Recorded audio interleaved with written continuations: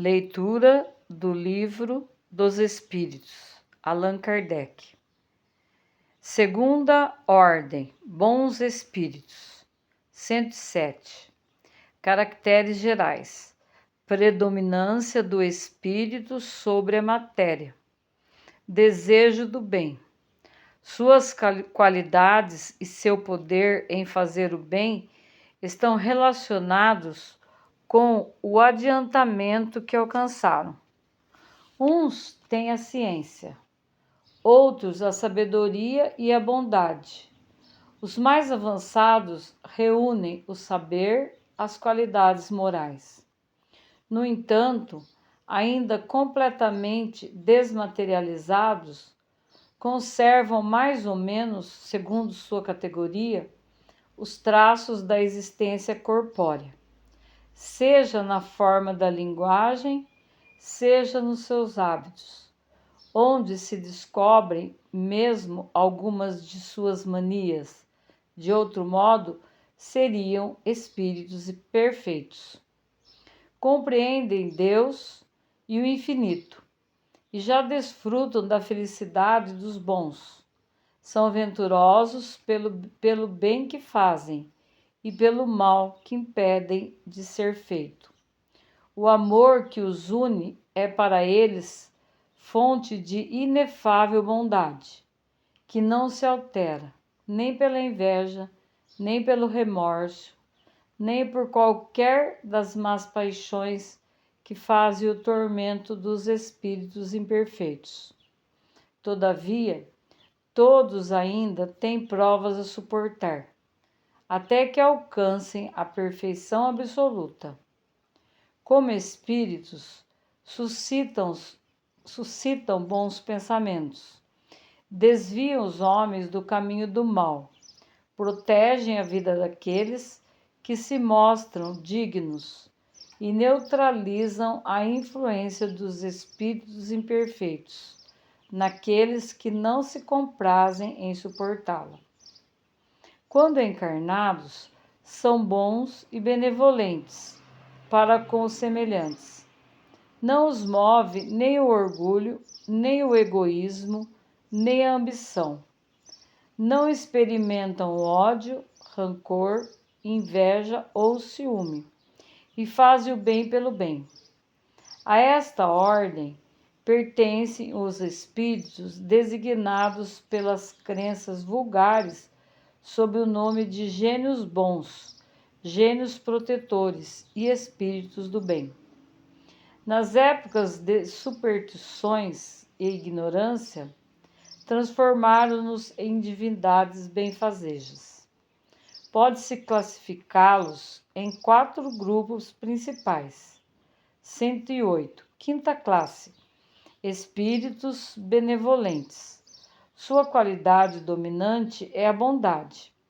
Alegram-se em prestar serviço aos homens e protegê-los, mas seu saber é limitado. Seu progresso é mais efetivo no sentido moral do que no sentido intelectual. 109. Quarta classe. Espíritos sábios. São os que se distinguem principalmente pela extensão dos seus conhecimentos.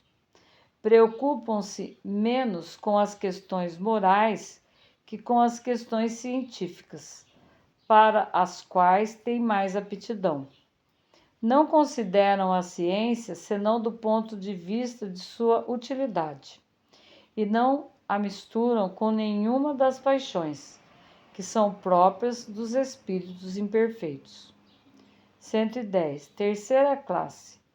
Espíritos de sabedoria. Caracterizam-se pelas qualidades morais da natureza mais elevada. Sem possuírem conhecimentos ilimitados, são dotados de uma capacidade intelectual que lhes possibilita um julgamento sadio sobre os homens e as coisas. 111. Segunda classe. Espíritos superiores. Reúnem a ciência, a sabedoria e a bondade. Sua linguagem que não revela senão benevolência, é constantemente digna, elevada e frequentemente sublime. Sua superioridade os torna mais aptos do que os outros para nos darem noções mais justas sobre as coisas do mundo incorpóreo, nos limites do que é permitido aos homens conhecerem. Comunicam-se voluntariamente com aqueles que procuram a verdade de boa fé e que têm a alma desligada dos laços terrenos para compreendê-la. Distanciam-se daqueles que se animam só de curiosidade ou que a influência da matéria afasta da prática do bem. Quando, por exceção, encarnam sobre a Terra, é para cumprirem missão de progresso, oferecendo-nos o modelo de perfeição a que a humanidade pode aspirar neste mundo. Primeira ordem, espíritos puros. 112. Caracteres gerais. Não sofrem influência da matéria.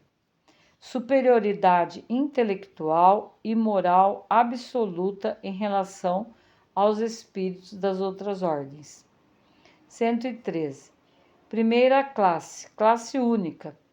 Percorreram todos os graus da escala e se despojaram de todas as impurezas da matéria. Tendo alcançado a soma de perfeições de que é suscetível a criatura, não tem mais que suportar provas ou expiações. Não estando mais sujeitos à reencarnação em corpos perecíveis, é para eles a vida eterna que desfrutam no seio de Deus.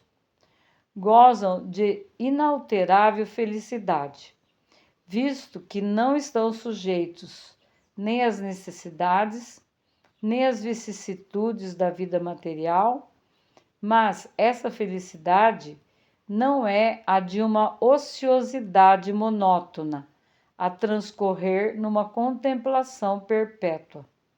São os mensageiros e ministros de Deus, cujas ordens executam para a manutenção da harmonia universal.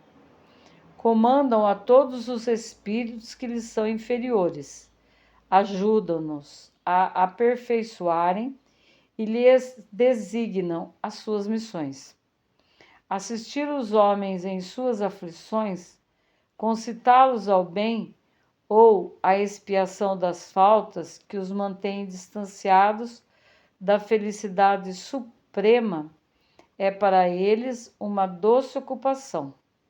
São designados, às vezes, sob o nome de anjos, arcanjos ou serafins. Os homens podem entrar em comunicação com eles, mas bem presunçoso seria aquele que pretendesse tê-los constantemente às suas ordens.